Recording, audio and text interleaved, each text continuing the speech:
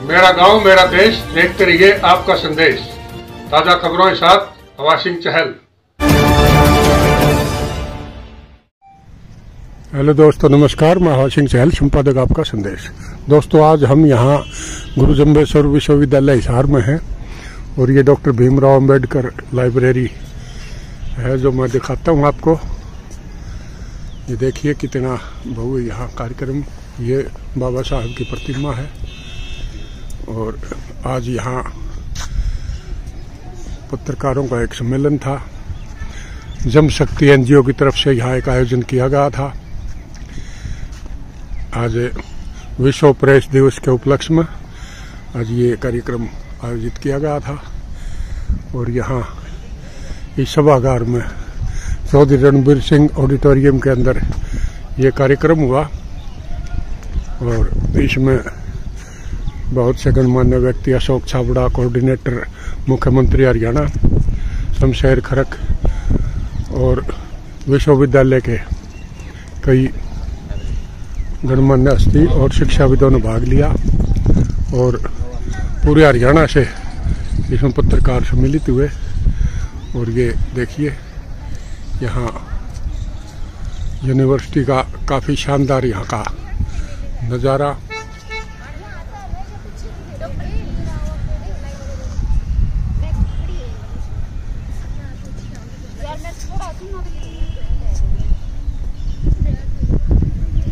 जोरदार तालियां।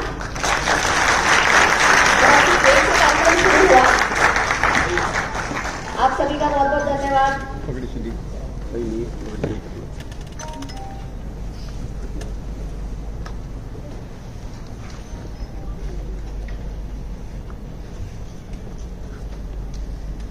और अब स्वागत भाषण के लिए मैं मंच पर आमंत्रित करती हूँ symposium director professor Manoj Dayal ji. और सर, आपको आमंत्रित करने से पहले आपके लिए मैं कुछ कहना चाहूंगी।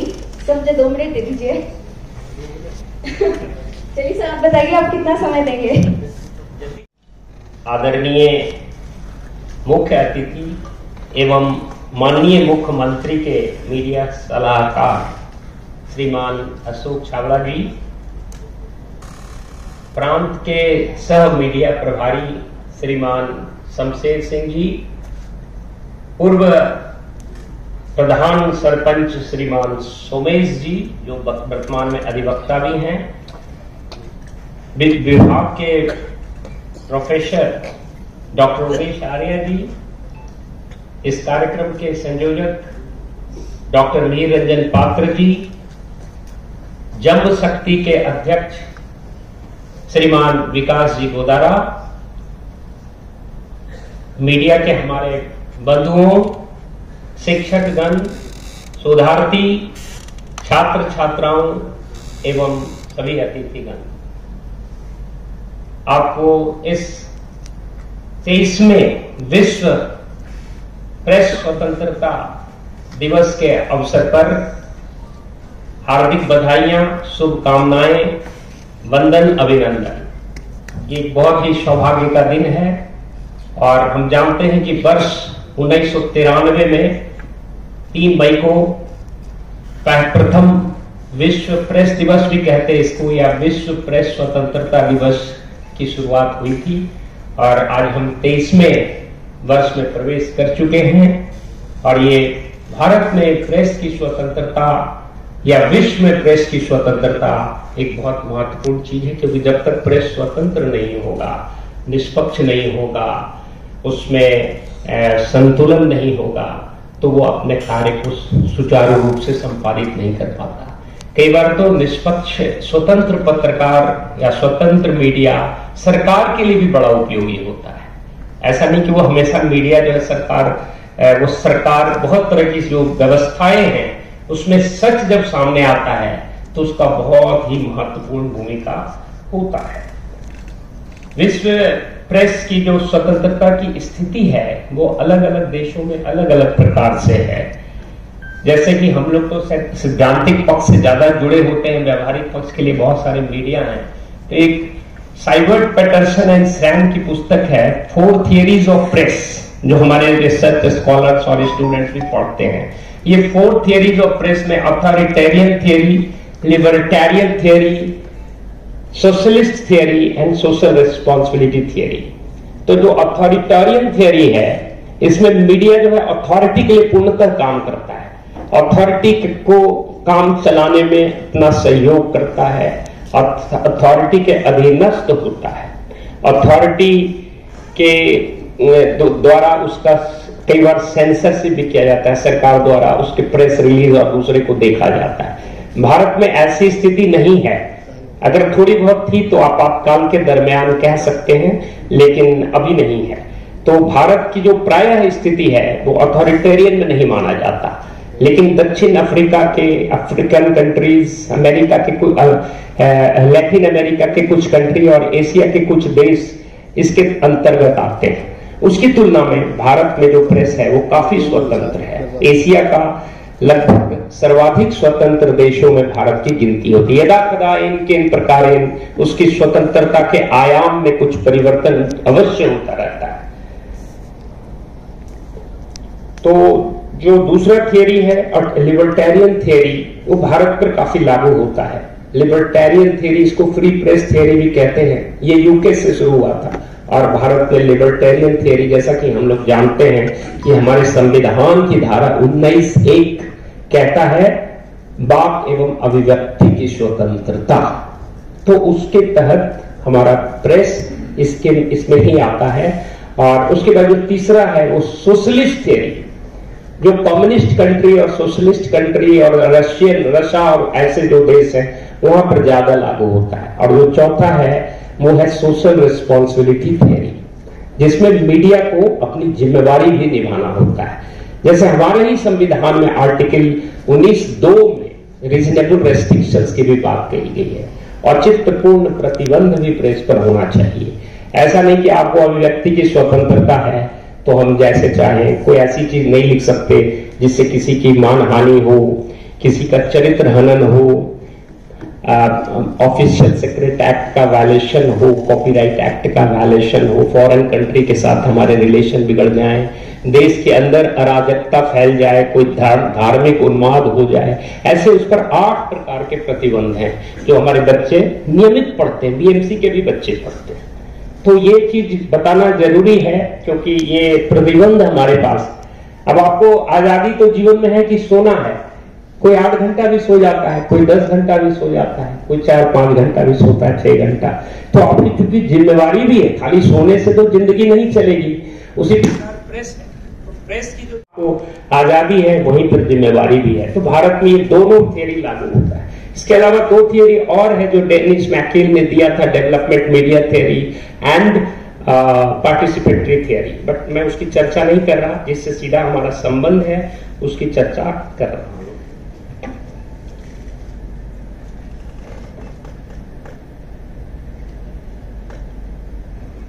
समाज और मीडिया, इनके बीच बड़ा गहरा रिश्ता है।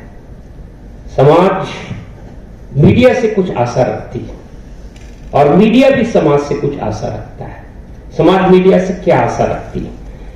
मीडिया को लोकतंत्र का चौथा स्तंभ कहा जाता है, और जो तीन स्तंभ हैं, विधायिका, न्यायपालिका, कार्यपालिका। समाज ये उम्मीद करता है कि मीडिया इस सब की गंदगी को, सब सारी त्रुटियां, कुरीतियां, विसंगतियां को दूर करे। और जब मीडिया ऐसा नहीं कर पाता तो हम प्राय कहते हैं कि मीडिया ऐसे करता है, मीडिया वैसे करता है। भाई, इतनी जिम्मेवारी नहीं है मीडिया की। मीडिया की जिम्मेवारी इतनी ही है कि कहीं पर कोई गंदगी है तो एक माचिस की तिल्ली मारकर दिखा देना उसका दायित्व है कि ये मीडिया का काम है। वो एक दीपक, एक दर्पण है, वो उसको सुधार करने की जिम्मेवारी नहीं होती मीडिया की, कोई एक्टिविस्ट नहीं है। लेकिन समाज कई बार ये भी उम्मीद करता है कि सारी गंदगी की सफाई मीडिया करे। तो समाज की आशा अगर बहुत ज्यादा होती है मीडिया से तो जाहिर है कि निराशा होगी।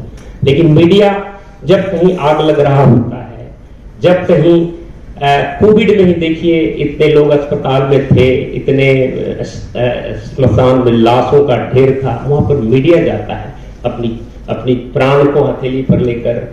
और अभी भी जो पहलगांव में जो हुआ है आतंकी हमला, वहां पर भी सबसे पहले कौन पहुंचता है? तो मीडिया पहुंचता है।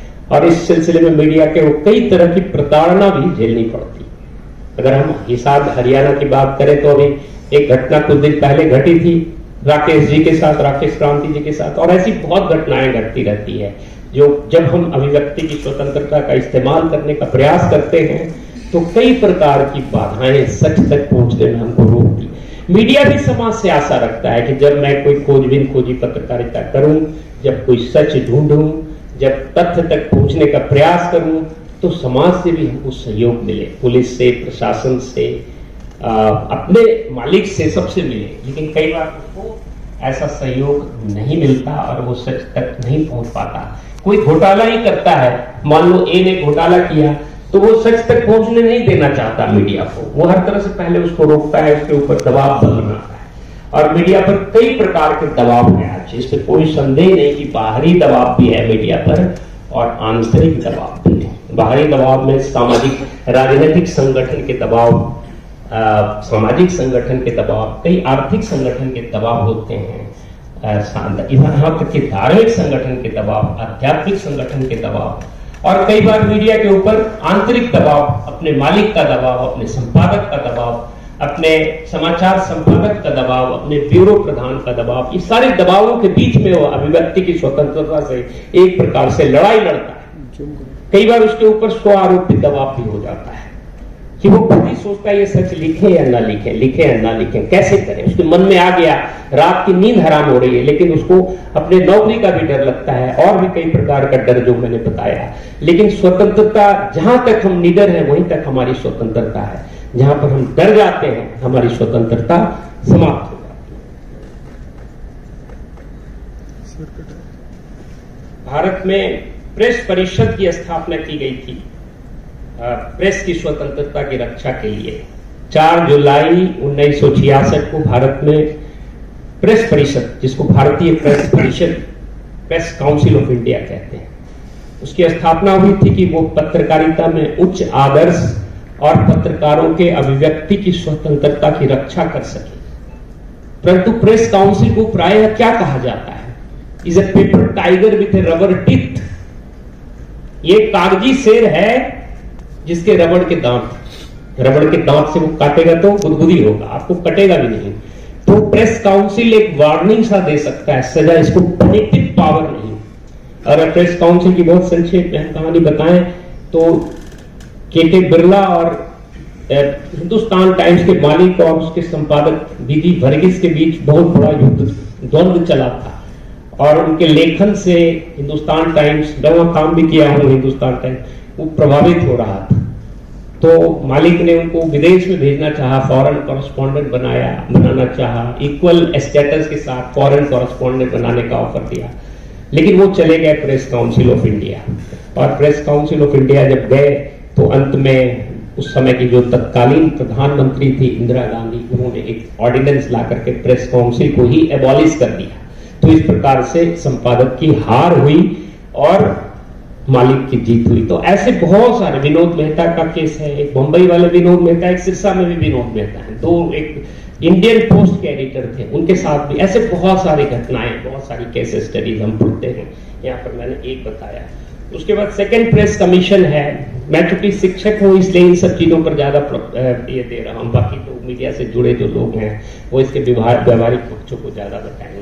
तो सेकंड प्रेस कमीशन ने कहा था कि भाई मीडिया में जो बहुत ज्यादा कमर्शियलाइजेशन है, व्यावसायीकरण है, वाणिज्यीकरण है, जो मीडिया को पीठ पत्रकारिता, पेड न्यूज, एडवर्टोरियल के लिए व्यवस्थित कर रहा है, तो इसको हटाना चाहिए और औद्योगिक घराने से मीडिया को पृथक करने की आवश्यकता है। और ये इसका रिकमेंड ये बनने जा रहा था, लेकिन एक बहुत बड़े समाचार पत्र जिसका नाम लेना अच्छा नहीं लगता, हालांकि किताबों में नाम भी लिखा है, उन्होंने चाहा कि सेकंड प्रेस कमीशन लागू ना हो। तो उन्होंने, गिरिलाल जैन थे उस समय एक समाचार पत्र के मुंबई एडिशन के पत्रकार एडिटर थे, और एक राजेंद्र माथुर थे नई दुनिया इंदौर के संपादक, और अमृता प्रीतम पंजाब की फ्रीलांसर कॉलमनिस्ट है। इन तीनों ने एक प्रकार से उस पर आपत्ति जता दी, अपना नोट ऑफ डाइसेंट जिसको कहते हैं, और ये सेकंड प्रेस कमीशन का ये जो मिशन था वो फेल कर गया। जब गिरिलाल जैन ने आपत्ति जताई तो बंबई संस्करण से वो पूरे भारत के संस्करण के प्रधान संपादक, उनको पुरस्कार दिया नोट ऑफ डाइसेंट पुट ऑफ करने के। उसी तरह राजेंद्र माथुर नई दुनिया में थे, वो दिल्ली के प्रधान संपादक बन गए, दिल्ली के एक अखबार के। और अमृता प्रीतम जो मीटिंग में नहीं गई थी, उसको भी पुरस्कार स्वरूप रेगुलर कॉलमनिस्ट बनाया गया। तो इस तरह से प्रेस जो है आजादी की लड़ाई से लेकर, आपातकाल से लेकर आज तक अपनी स्वतंत्रता की लड़ाई के लिए संघर्षरत है। कभी वो प्राप्त कर लेता है, कभी पिछड़ जाता है, कभी चारों तरफ से सहयोग मिलता है, कभी कहीं से सहयोग नहीं मिलता। तो ये बड़ा ही विचारणीय और शोभनीय विषय है। अभी जो हम मना रहे हैं ये विश्व प्रेस स्वतंत्रता दिवस, इसका थीम है, हर बार एक थीम होता है। 2025 का क्या थीम है? 2025 का थीम है impact of artificial intelligence on freedom of press, यानी कि प्रेस की स्वतंत्रता पर कृत्रिम बुद्धिमत्ता का प्रभाव, यही इसका थीम है। तो आज की चर्चा ज्यादा इस पर ही होनी चाहिए थी। पत्रकारों की अभिव्यक्ति की स्वतंत्रता में कई बार खतरे पैदा हुए। बाहरी दबाव मैंने चर्चा किया, आंतरिक दबाव संक्षेप में ले रहा हूं। आर्टिफिशियल इंटेलिजेंस से सबसे ज्यादा खतरा जो लोग महसूस कर रहे हैं कि कहीं ये हमारी नौकरी को अजगर की तरह निगल तो नहीं जाएगा। अभी शिकागो टाइम्स ने बड़े पैमाने पर पत्रकारों की छुट्टी की और पूरे विश्व में एक डर सा बना हुआ है कि आर्टिफिशियल इंटेलिजेंस से खतरा है। आर्टिफिशियल इंटेलिजेंस हमारी मौलिकता को नष्ट तो नहीं कर देगा, हमारी रचनात्मकता को, हमारी सृजनात्मकता को नष्ट तो नहीं कर देगा। तो अब आर्टिफिशियल इंटेलिजेंस का जो युग है, इसमें हम पत्रकार भी डर जाते हैं। पत्रकार ही नहीं, दूसरे क्षेत्र में जो हैं, निजी क्षेत्रों में जो उद्योग में काम कर रहे हैं, सबके अंदर एक भय सा हो गया है। और जब उसको नौकरी का ही डर रहेगा तो अभिव्यक्ति की स्वतंत्रता का इस्तेमाल भला कैसे कर पाएगा? मगर मेरा अपना अनुभव है, जैसे भारत पे जब रेडियो आया 2020-21 में, तो हम कहते हैं समाचार पत्र को खतरा है। लेकिन हुआ क्या? क्योंकि एक दिन पहले रेडियो पर न्यूज आ जाता था। तो क्या हुआ? अखबार को कोई खतरा नहीं हुआ। रेडियो और अखबार एक दूसरे के पूरक सिद्ध हुए। जिन्होंने एक दिन पहले रेडियो पर जो सुना था, क्रिकेट का कमेंट्री हो चाहे न्यूज हो, वो दूसरे दिन अखबार में उसी को बहुत गंभीरता से पढ़ना पसंद करते थे। सुनील गावस्कर ने इतना रन बनाया और जो अखबार में भी लोग उसको पढ़ना पसंद करते थे कि किस तरह से अखबार लिखे। उसी तरह जब टेलीविजन आया तो एक खतरा महसूस हुआ अखबार को, और सारे एडिटर बहुत चिंतित हो गए कि टेलीविजन आया है तो अखबार को खतरा है। तो सारे एडिटर्स गिल्ड ऑफ इंडिया की दिल्ली में बैठक हुई और उन्होंने सूचना और प्रसारण मंत्रालय को एक ज्ञापन दिया कि टेलीविजन पर समाचार नहीं प्रसारित किया जाना चाहिए, इसको एक इंटरटेनमेंट चैनल ही रखा जाए, नहीं तो हमारा समाचार जो है, समाचार पत्र पिट जाएगा। आप पहले ही बता देंगे कि सचिन तेंदुलकर ने इतना रन बनाया है और ऐसी बैटिंग की है, या जो भी घटनाएं हैं, तो दूसरे दिन हमारा पढ़ेगा कौन? तो सूचना मंत्रालय ने उस ज्ञापन को रखा और कहा कि कुछ दिन के बाद मैं बताता हूं। और उस पर काफी वैचारिक मंथन करने के बाद सूचना मंत्रालय ने ये रद्द कर दिया कि नहीं, टेलीविजन पर न्यूज आएगा, आपको अखबार जैसे निकालना है निकालिए। फिर अखबार ने इस प्रतिस्पर्धा से युद्ध किया और अपने रूप स्वरूप को बदला। News, featurized news, short news, news feature, news analysis, backgrounder, elegant photograph, juicy scandal, spying reporting सब करना शुरू किया अखबार ने और अपने को सरवाइव कराया। और ये सर्वाइवल के बाद अखबार, समाचार पत्र जिसको हम कहते हैं, वो न केवल टेलीविजन से किसी प्रकार का खतरा हुआ, बल्कि दोनों एक दूसरे के पूरक हो गए। अखबारों की बाढ़ सी आ गई, छोटे छोटे कई अखबार का उदयमान पत्रकार के रूप में उदय हुआ और काफी बढ़ा। अब इंटरनेट आया तो भी लोग कहते हैं कि खतरा है। खतरा हुआ। विकसित देशों में एक फिलिप मेयर की किताब है, vanishing newspaper in this information age. पश्चिम के देशों में बहुत से अखबार, वाशिंगटन पोस्ट, न्यूयॉर्क टाइम्स, सब काफी सर्कुलेशन घट सा गया। विकासशील देशों में अगर हम भारत का उदाहरण दें और दूसरे देशों का उदाहरण दें, तो ग्रामीण क्षेत्रों में अखबारों की समाचार प्रसार संख्या बढ़ी, क्योंकि वहां पर इंटरनेट की उतनी पेनेट्रेशन नहीं है, वहां पर साक्षरता बहुत तेजी से बढ़ रही है, लोगों की क्रय क्षमता बढ़ रही है। इस कारण से ग्रामीण क्षेत्रों में समाचार पत्रों की प्रसार संख्या बढ़ते बढ़ते भारत में अभी भी ग्रोथ रेट पॉजिटिव है और दूसरे भी लेकिन विकसित देशों में growth rate of newspaper negative है। लेकिन अभी भी मैं ये कहूंगा कि समाचार पत्र का कहीं से कोई नुकसान नहीं हुआ है, क्योंकि उसके रूप स्वरूप केवल बदले हैं, उसका फॉर्मेट बदला है, वो ऑनलाइन फॉर्मेट पे चला गया, वो ई पेपर के रूप में चला गया, वो पोर्टल के रूप में चला गया। तो प्रसार संख्या कहां है, उसके टीआरपी होते हैं। आज समाचार पत्र के ऑडियो विजुअल प्रकाशन आते हैं, तो दूसरा रूप ले लिया, लेकिन पत्रकारिता की कोई आधारभूत बातें नहीं बदली। हम लोग बहुत स्टूडेंट लाइफ से पढ़ते आ रहे हैं, factuality, accuracy, balance, objectivity, fairness, ये जर्नलिज्म के आधारभूत तत्व हैं। लेकिन कई बार पत्रकारिता में ये तत्व टूटते नजर आते हैं। फैक्चुअली आप एक फैक्चुअलिटी को ही देखिए, अगर समाचार पत्र केवल सच तक ही पहुंच जाए तो आधी से ज्यादा पत्रकारिता की समस्या समाधान हो जाए, लेकिन हमको कई बार सच ही नहीं मिलता, कई प्रकार के दबाव जिसका जिक्र मैंने किया। उसके बाद तो इस प्रकार से मैं ये महसूस करता हूं कि जो आर्टिफिशियल इंटेलिजेंस है, मैं शॉर्ट में बोलता हूं, आर्टिफिशियल इंटेलिजेंस से ऐसा हो रहा है कि हम कोई भी सामान्य व्यक्ति भी उसमें सूचना कुछ बिंदु डाल दे और उसको कह दे कि इसको make it a professional news या व्यावसायिक तरीके से इसको प्रस्तुत किया जाए, तो आर्टिफिशियल इंटेलिजेंस उसमें 5W1H और 7 C's और इन्वर्टेड पिरामिड रूल फॉलो कर लेता है और वो बनाकर न्यूज आपको दे देता है। इससे खतरा होता है न्यूज राइटर को, न्यूज एडिटर को, एडिटर जो लिखने वाले हैं उनको डर लगता है कि मेरे को क्या होगा, और इसीलिए शिकागो टाइम्स का मैंने उदाहरण दिया। लेकिन मुझे लगता है कि भारत एक भावुक देश है, इमोशनल कंट्री।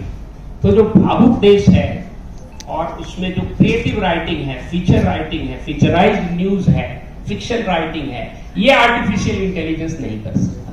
यहां तक कि न्यूज को आप फीचराइज करेंगे तो वो आर्टिफिशियल इंटेलिजेंस के बस की बात नहीं है।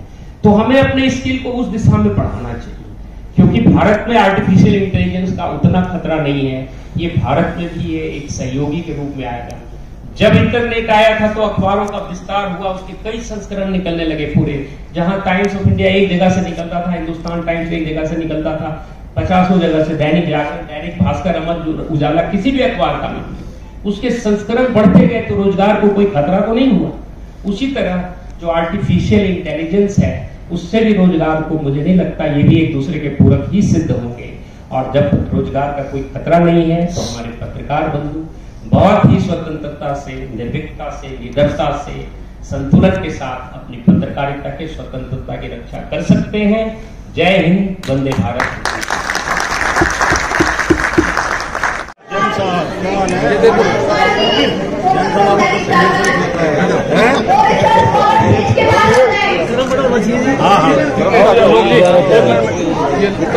भाई एक काम करो, व्यवस्था बनाओ।